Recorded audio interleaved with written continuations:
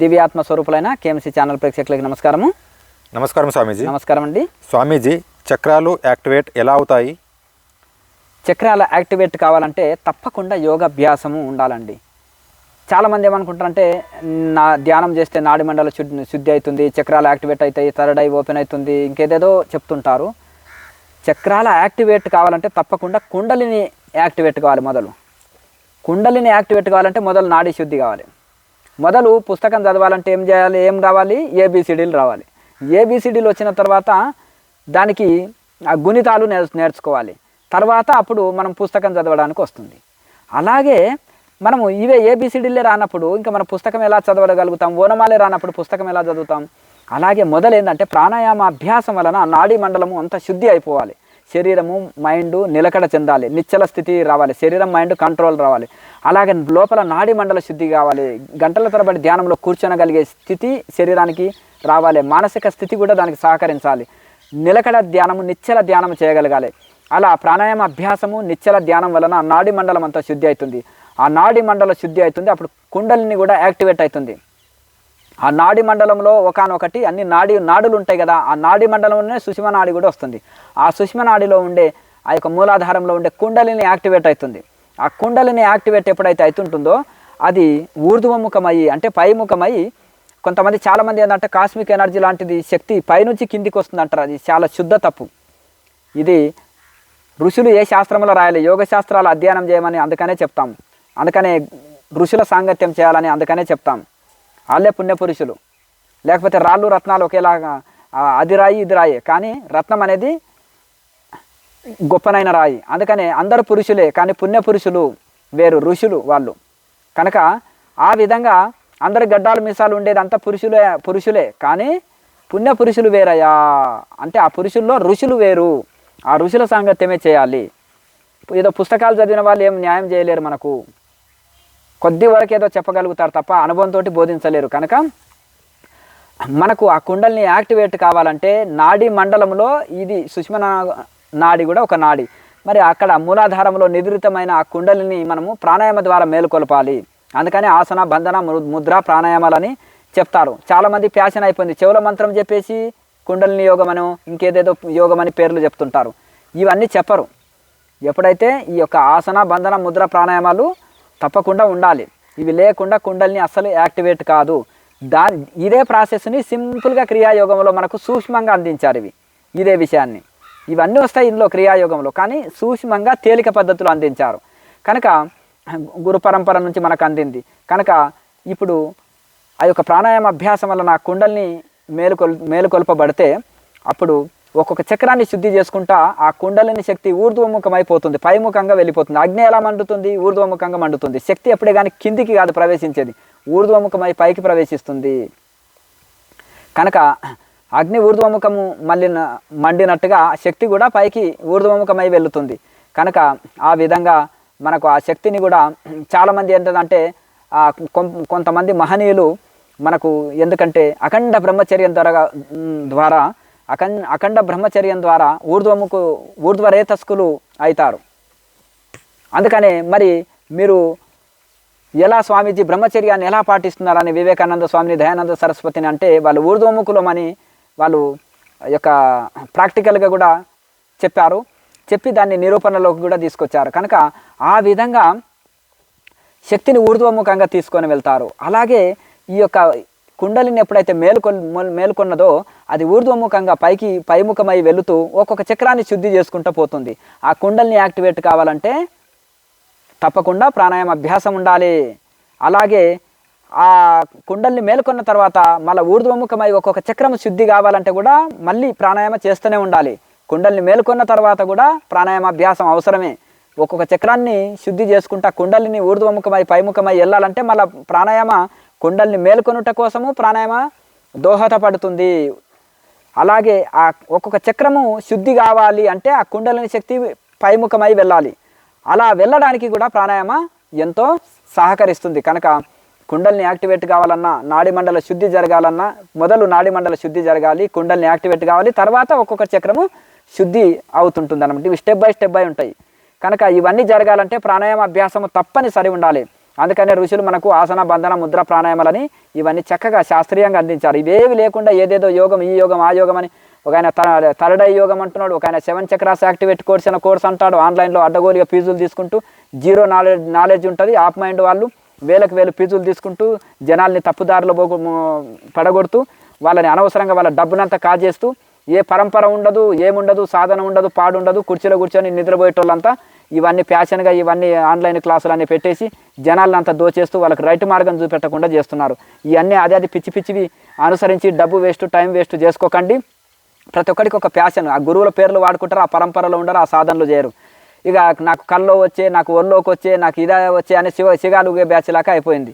కనుక ఎప్పుడైనా ఒక పరంపరలో ఉండి సరిగా తపస్సు చేసి చక్కగా ఉన్న ఆ మహనీయుల దగ్గరనే శిక్షణ తీసుకోవాలి. కనుక ప్రతి ఒక్కరు యమ నియమాలు పాటించాలి, ప్రాణాయామ అభ్యాసం ఉండాలి, విచారణ ఉండాలి, శరణాగతి ఉండాలి, ప్రాణాయామ అభ్యాసం ఉండాలి, నిరంతరం సాధన చేయాలి. అప్పుడు తప్పకుండా నాడీ మండలి శుద్ధి అయ్యి కుండలిని శక్తి మేలుకొని అలాగే చక్రాలు కూడా శుద్ధి అవుతాయి. ఇవి లేకుండా సాధ్యము కాదు. నెక్స్ట్ స్వామీజీ, ఒక్క రోజులో నేర్చుకున్న క్రియతో ఆత్మజ్ఞానం కలుగునా? తప్పకుండా. అమృతం ఎంత? ఒక డాటు చాలు. ఒక్క రోజులో క్రియాయోగం నేర్చుకొని దాన్ని నిరంతరం గురువు గారు చెప్పినట్టుగా ఉన్నది ఉన్నట్టు సాధన చేసిన వాళ్ళు నిశ్చింతగా తరిస్తారు. వాల్మీకి రామ అనే 2 అక్షరాలని నిరంతర జప సాధన చేస్తూ అది అమనస్క స్థితిలోకి వెళ్ళిపోయాడు. అంటే గురువు పైన, శాస్త్రం మీద, భగవంతుడి మీద ఆయనకు ఉండే నమ్మకం, విశ్వాసం అంత గొప్ప పని చేస్తాయి. కనుక ఈ యొక్క క్రియాయోగంలో మొదటి రోజు 6 ముద్రలు నేర్పిస్తారు ప్రాణాయామ సహితంగా. అందులో విచారణ, ధ్యానము, యోగము 3 కలిపి నేర్పిస్తారు.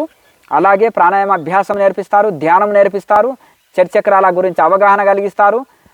ఆత్మధ్యానమే, ఈ శరీరం నేను కాదని ఆత్మధ్యానంలో శివోహం అనే స్థితిలో ఉండే తట్టు ఇక్కడ అన్నీ నేర్పిస్తారు. కనుక అది ఉన్నది ఉన్నట్టుగా ఆ సాధనని నిరంతరం ఆ సాధనని ఉన్నది ఉన్నట్టుగా సాధన చేస్తే తప్పకుండా తరిస్తారు. ఇందులో సందేహమే లేదు. కనుక ఈ విధంగా ఇంకేదో ఉంటుంది అని భ్రమించవలసిన అవసరం లేదు. కనుక ఇందులో మీకు ఆసన, ముద్ర, ప్రాణాయామాలు అన్నీ ఇందులో వస్తాయి. ఆసన, ముద్ర, బంధన, క్రియాస్ అన్నీ ఈ యొక్క 6 కోర్సులో 6 ముద్రల్లో ఇవి అంతర్ధ్యానమై ఉన్నాయి ఇవి వాటి ఫలితాలు. కనుక ఈ నిశ్చింతగా ఈ 6 ముద్రల్ని మీరు చక్కగా ఈ 6 క్రియాసుని చేస్తూ ప్రాణాయామ సహితంగా 6 క్రియాసుని చేసి చక్కగా మీరు ధ్యానం చేశారనుకోండి, విచారణ, ధ్యానము, యోగము ఇవన్నీ కలిపి చేశారనుకోండి, తప్పకుండా మీరు నిశ్చింతగా తరిస్తారు. ఇందులో సందేహం లేదు. అమృతం ఒక చుక్క అయితే చాలు అమరులు అయిపోవడానికి. ఈ క్రియాయోగం అనేది కూడా మనకు అమృతంతో సమానము. కల్పవృక్షము, కామధేనువు లాంటిది. మనకు ఆరోగ్య సమస్యల్ని క్యూర్ చేసేస్తుంది. మనశ్శాంతిని, అనంతమైన దుఃఖాలను పోగొట్టి మనకు మనశ్శాంతిని కలిగిస్తుంది. అలాగే ఇది మనకు దుస్సాధ్యమైన మోక్ష స్థితిని కూడా మనకు కలిగిస్తుంది. అన్నీ ఒక క్రియాయోగం వల్లనే మనకు ఆరోగ్యం, శాంతి, మోక్షము అన్నీ కలిగిస్తుంది. నిశ్చింతగా కలిగిస్తుంది. మేము మొదటి రోజు ఒక్కరోజు నేర్చుకున్న ఈ క్రియ నిరంతరం సాధన చేస్తే మీకు అన్నీ ఇదే కలిగిస్తుంది, ముక్తి స్థితిని కూడా అందిస్తుంది. నెక్స్ట్ స్వామీజీ, నేను ఆత్మని అని తెలుసు, కానీ ఎల్లప్పుడూ అనుభవంలోకి ఎలా వచ్చును? అనుభూతి ఎప్పుడు ఉండాలి అంటే ఏం చేయాలి? అయితే వేదాంతులు ఏమంటారంటే, నీవు ఆత్మస్వరూపానివే అయ్యున్నావు, అహం బ్రహ్మస్మి, తత్వమసి అని అంటారు. తత్తుత్వము అసి. గురువు చెప్తాడు, తత్తు ఆ పరమాత్మ, త్వము నీవు అసి అయ్యున్నావు నాయన అంటాడు. గురువు అహం బ్రహ్మస్మి అనే స్థితిలో ఉంటాడు, శివోహం అనే స్థితిలో ఉంటాడు. శిష్యుణ్ణి తత్వమసి, నాయన నీవు కూడా అదే అయ్యున్నావు, పరమాత్మ స్వరూపమే అయ్యున్నావు అని శిష్యుడు కూడా ఉపదేశం చేస్తాడు. కానీ గురువులు చెప్తున్నారు, శాస్త్రాలు, వేదాంత శాస్త్రాలు చదివితే నువ్వు పరబ్రహ్మ స్వరూపానివే అయ్యున్నావు, నువ్వు శరీరం కాదు, బ్రహ్మ సత్యము, జగత్ మిథ్య అని శాస్త్రాలు చెప్తున్నాయి. మరి శిష్యులకు కూడా ఇది అనుభవంలోకి రావాలి, సాధకులకు కూడా ఇది అనుభవంలోకి రావాలంటే సాధన చేయాలి. విచారణ అనేది కుక్కతో ఒక రాయి కట్టినట్టు. తాత్కాలికంగా చక్కగా ఉంటుంది, రాయి ఊడిపోతే మళ్ళీ వంకర ఉంటుంది. తాత్కాలికంగా నువ్వు పరబ్రహ్మ స్వరూపము అన్నప్పుడు గురువు మీద, శాస్త్రం మీద విశ్వాసంతో అనుకోవచ్చు. కానీ సాధనతోటి స్వయం అనుభవం పొందనంత వరకు ఊగిసలాటపోదు. కనుక సాధనతోటి స్వయం అనుభవం పొందాలి.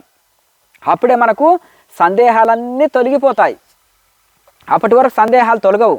అవునో కాదనే ఊగిసలాట తొలగిపోదు.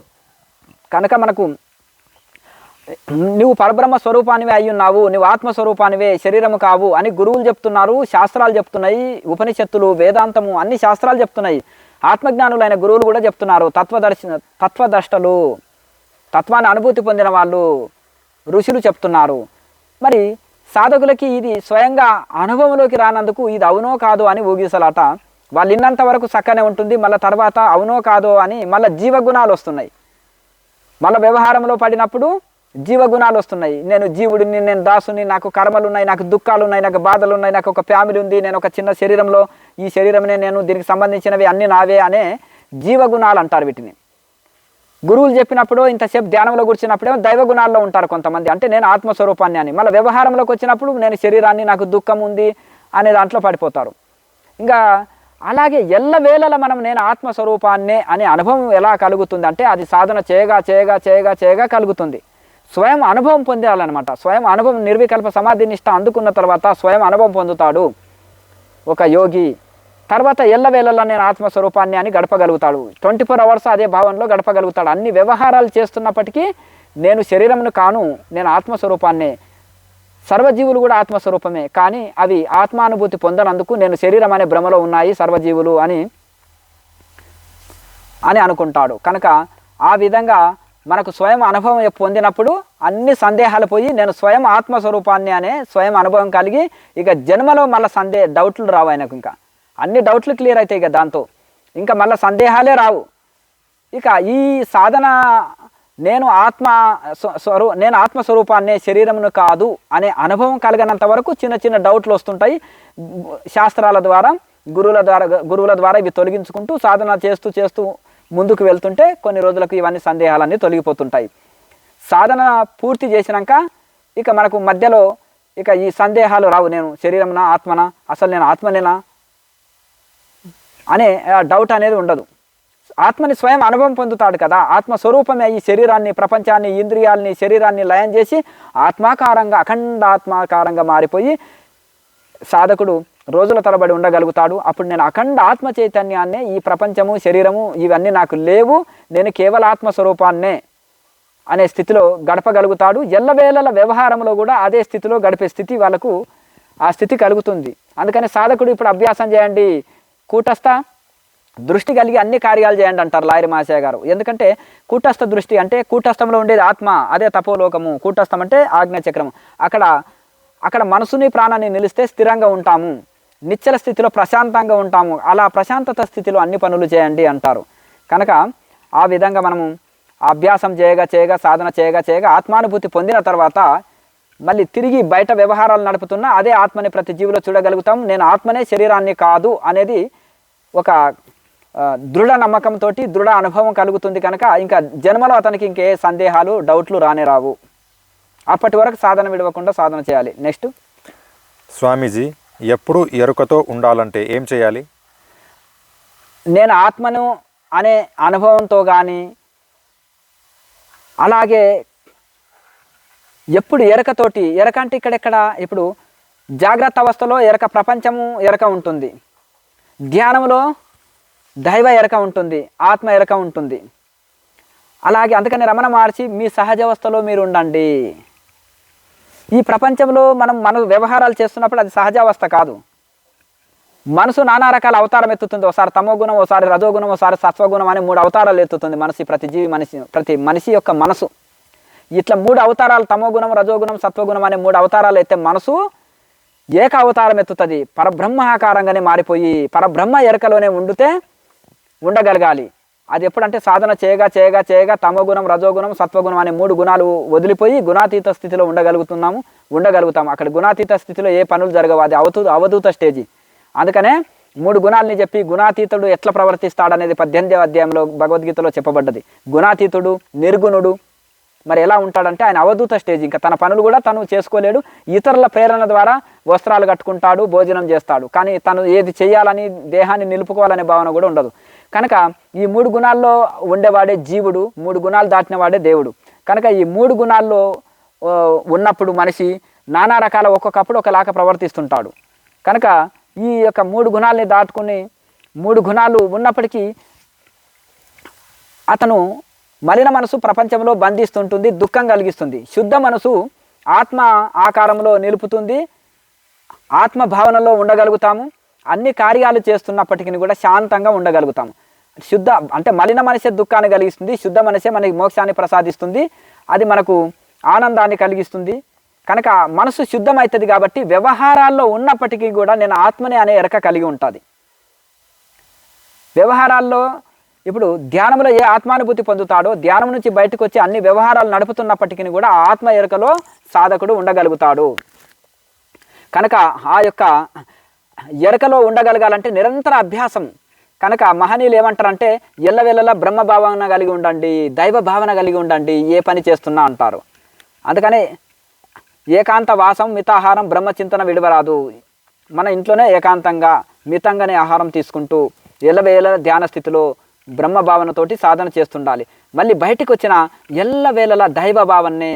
అందుకని కూటస్థ దృష్టి ఆజ్ఞాచక్రంలో మనసు ప్రాణములు నిలుపుకొని దైవ భావనతో అన్ని కార్యాలు చేయాలి. ఎల్లవేళలా ప్రతి జీవిలో భగవంతుణ్ణి చూడాలి. కనుక దైవ భావనతోటే రోజంతా గడపాలి. అలా అభ్యాసం ఏదే కానీ అభ్యాసం చేయాలన్నమాట.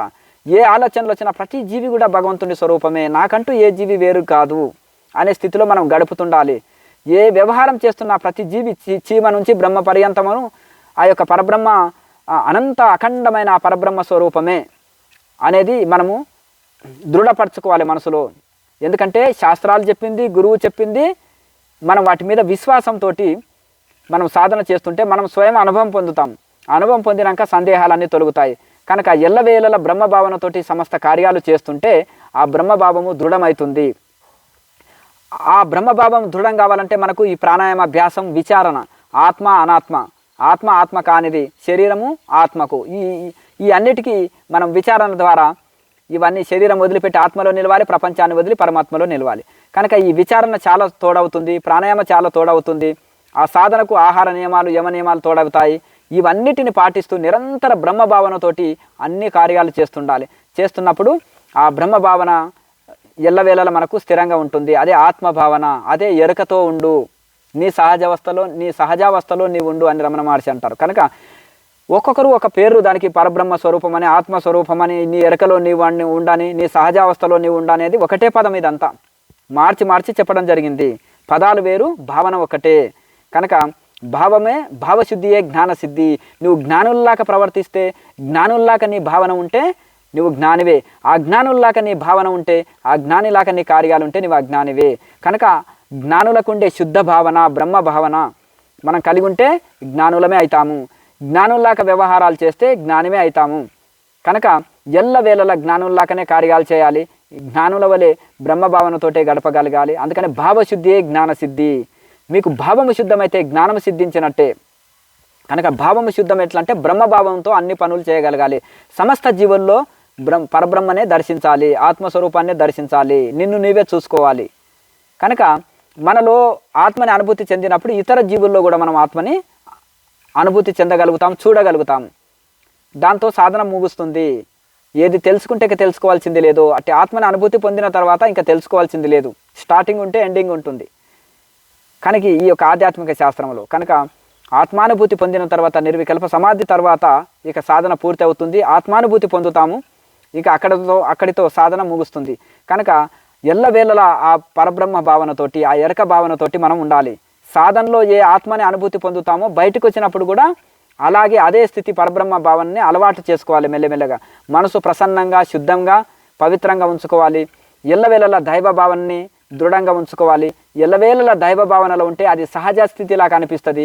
అలాగే అది అభ్యాసం అయిపోతుంది. అది అభ్యాసం అయిపోయి దానికి సహజావస్థలాగా మారుతుంది మనసుకు. కనుక ఎల్లవేళల ధ్యానంలో ఏ శాంత స్థితిని అందుకుంటామో బయట కూడా అలాగే మనం వ్యవహారాల్లో కూడా అట్టి పరబ్రహ్మని అనుభూతి పొందుతూ ఉండాలి. ఎలాగంటే 3 అవతారాలు ఉండొద్దు. నేను చాలా మటుకు అప్పుడప్పుడు మేము అంటుంటాము. చాలామంది ఏం చేసేస్తారంటే ధ్యానం చేసేటప్పుడు యోగుల్లాగా కూర్చుంటారు, తినేటప్పుడు భోగుల్లాగా ఉంటుంది, పడుకునేటప్పుడు రోగుల్లాగా పడుకుంటారు. 3 అవతారాలు వద్దు. భగవద్గీతలో సతతం యోగి, ఎల్లప్పుడూ యోగిలాగా ఉండంటున్నాడు భగవద్గీతలో కృష్ణ పరమాత్మ. ఒకటి ఏంటంటే తినేటప్పుడు నీవు యోగి అంటే ధ్యానం చేసేటప్పుడు యోగిలాగానే కూర్చో, తినేటప్పుడు కూడా యోగిలాగానే తిను, పడుకునేటప్పుడు కూడా యోగిలాగానే పడుకో. కనుక 3 అవతారాలు వద్దు, సతతం యోగిగానే ఉండు. కనుక మనము ఎల్లవేళలా బ్రహ్మభావనతోటి ఉండగలిగితే ధ్యానంలో బ్రహ్మభావనలో ఉండాలి. మళ్ళీ బయటకు వచ్చినా ఎల్లవేళల బ్రహ్మభావనలో ఉండగలిగితే అది సహజ స్థితి కిందికి మారి ఎల్లవేళల ఎరకలో ఉండగలుగుతాం. ఎల్లవేళలో ఎరకలోనే ఉండగలుగుతాం. అది ఏది? ఆత్మ ఎరకలో. ఎరక అంటే ఇక్కడ ప్రపంచం ఎరక కాదు, పరమాత్మ ఎరకలో ఉండగలుగుతాము. అట్లా ప్రతి రెండో ఆదివారము ఉచిత క్రియాయోగ ధ్యాన తరగతులు ఉంటాయి. ప్రతి వీడియో కింద ఫోన్ నెంబర్ ఉంటుంది, వచ్చి క్లాసు చేయండి. అన్ని ఉచిత సేవలు ఉంటాయి. ఈ క్రియాయోగ ధ్యానంని చేయండి, ఆరోగ్యవంతులుగా ఆత్మజ్ఞానులుగా తయారగండి. హిమాలయాల్లో గొప్ప గొప్ప ఋషులు చేసిన సాధన, ఈ ప్రపంచంలో ఉండే పరమ ఋషులు, ఉపనిషత్తు ఋషులు అందరూ చేసిన సాధన ఇది. ప్రతి ఒక్కరు క్రియాయోగ ధ్యానం చేయండి, తరించండి. లోకా సమస్త సుఖినో భవంతు. ఓం